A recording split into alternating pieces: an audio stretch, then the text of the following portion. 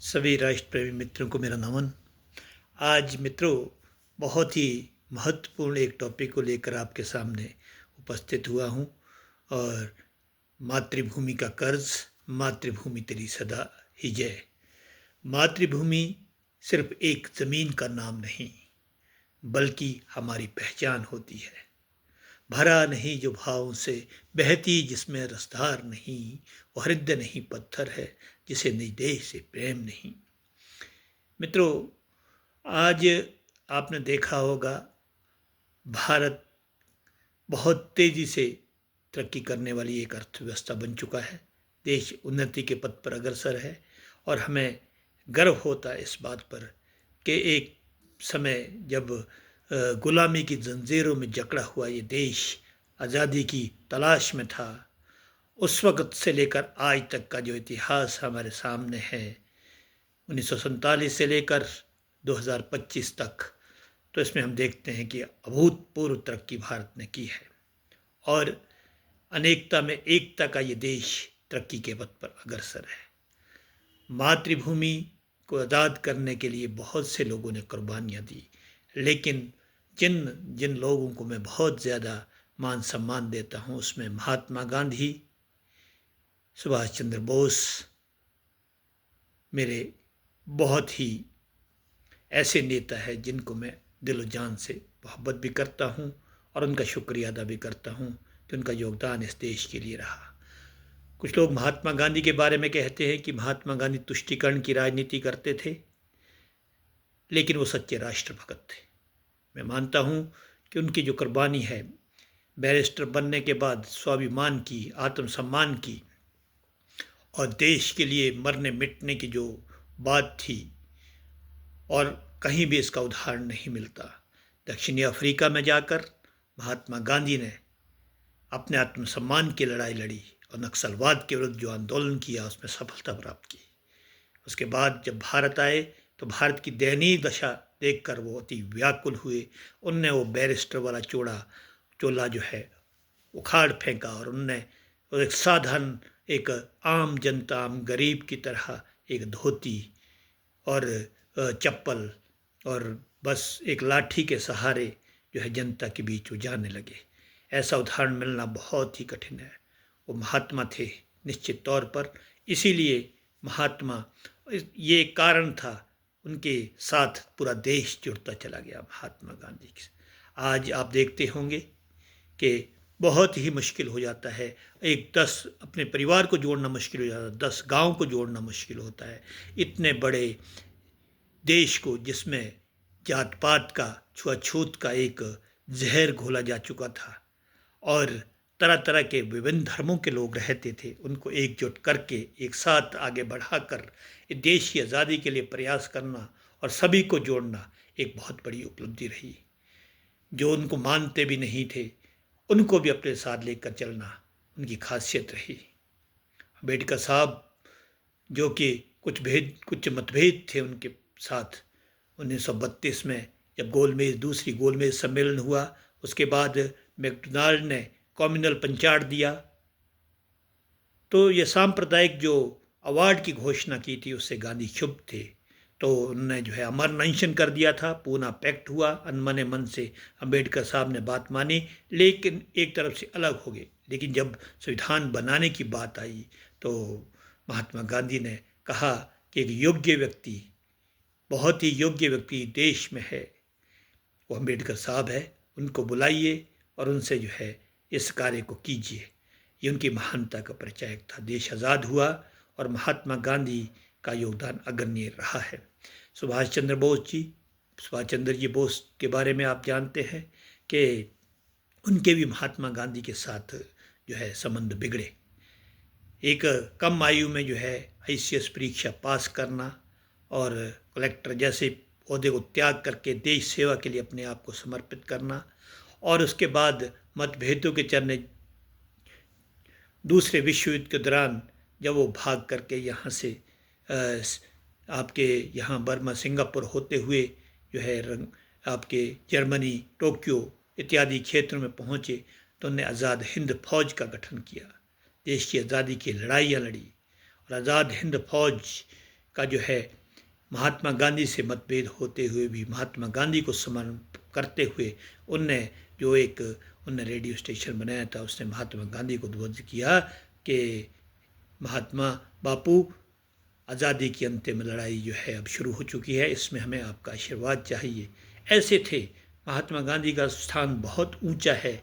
वो देवी देवताओं के समान पूजनीय है इस देश में।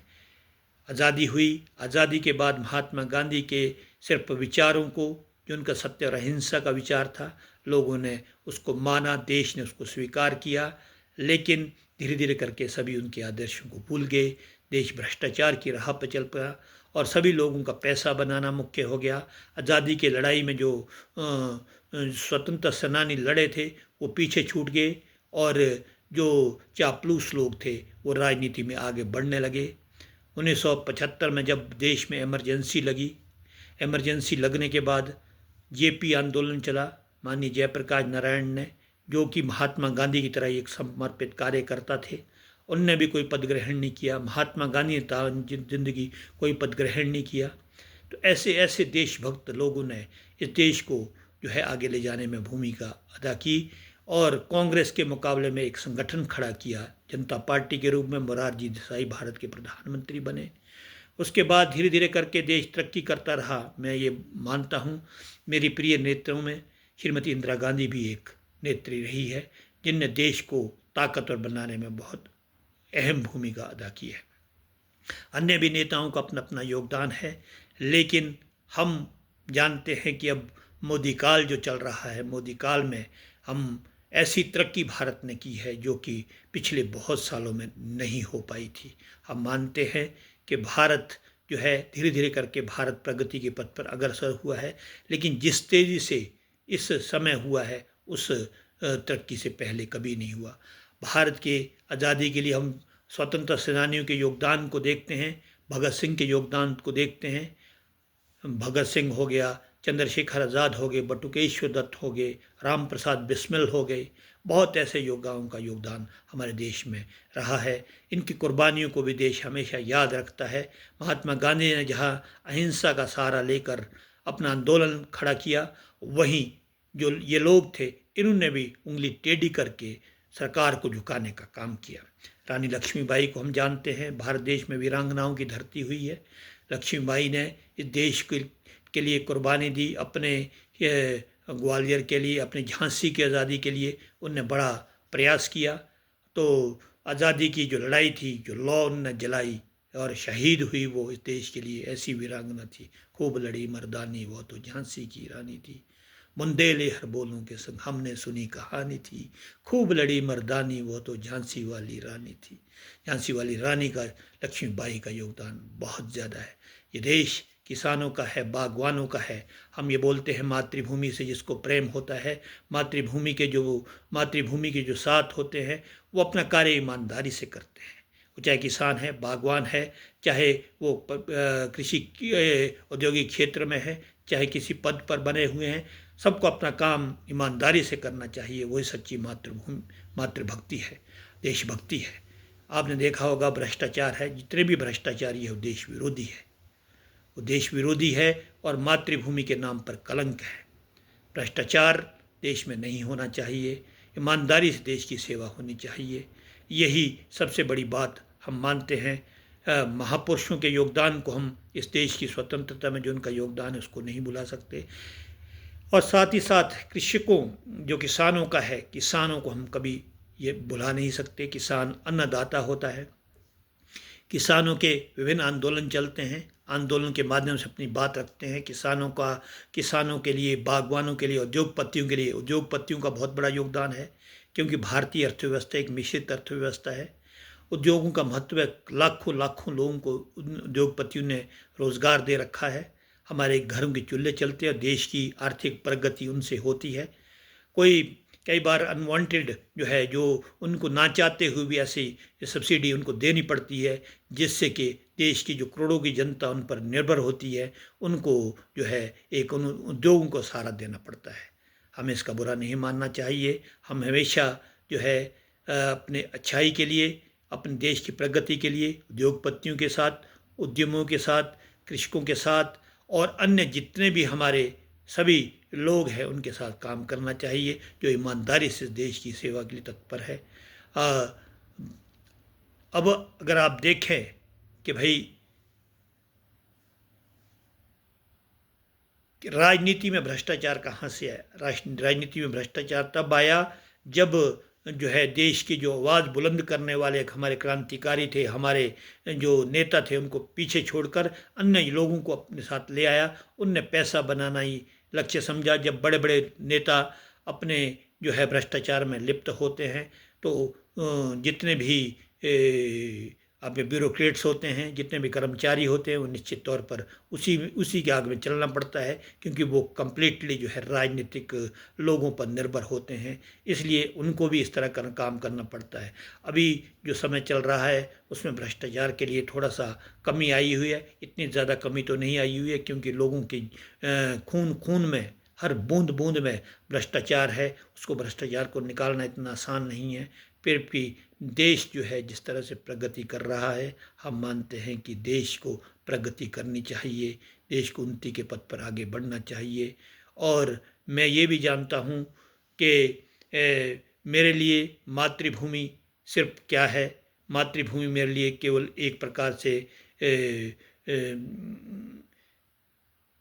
बोल करके रखने की बात नहीं है। मातृभूमि के लिए सच्ची श्रद्धांजलि जो है यही है कि हम अपने कर्म क्षेत्र को सुधारें, अपने कर्तव्य पथ पर आगे बढ़े, ईमानदारी और कर्तव्य परायण की भावना से इस देश की एकता, अखंडता और समृद्धि के लिए काम करें, ताकि ये देश जो पहले सोने की चिड़िया था, उसी तरह से ये देश अब भी जो है विश्व शिरोमणि बने। ऐसी भूमिका ईमानदारी से होगी, कर्मठ व्यक्ति बनने से होगी, और ऐसा कर्मठ बन होगा। और मैं सब लोगों से भी ये आग्रह करना चाहूँगा कि प्यारे देशवासियों, आइए ईमानदारी से अपना कार्य कीजिए, ईमानदारी से अपने कर्तव्य पथ पर आगे बढ़िए, और ऐसे नेताओं को आगे लाने का प्रयास करें जो कि देश का मान विश्व में, देश का नाम पूरे विश्व और पूरे विश्व के साथ साथ सारे क्षेत्रों में सब लोगों के लिए जो है वो अपना योगदान सुनिश्चित करें, ना कि देश की बदनामी करें। देश की बदनामी में जिनका योगदान होता है उन नेताओं का त्याग करना ही उचित होता है, क्योंकि मातृभूमि से बड़ी कोई शक्ति नहीं है। मातृभूमि का जो विरोध करता है वो पूरे देश का विरोध करता है। अतः आप जो है इस जो है ईमानदारी की नीति में और सत्य और अहिंसा का जो महात्मा गांधी का संदेश है उसमें आगे बढ़िए, लेकिन ताकत भी आवश्यक है। ताकत के साथ आगे बढ़िए और देश की समृद्धि और देश की प्रगति में अपना योगदान सुनिश्चित करिए। आपका बहुत बहुत धन्यवाद।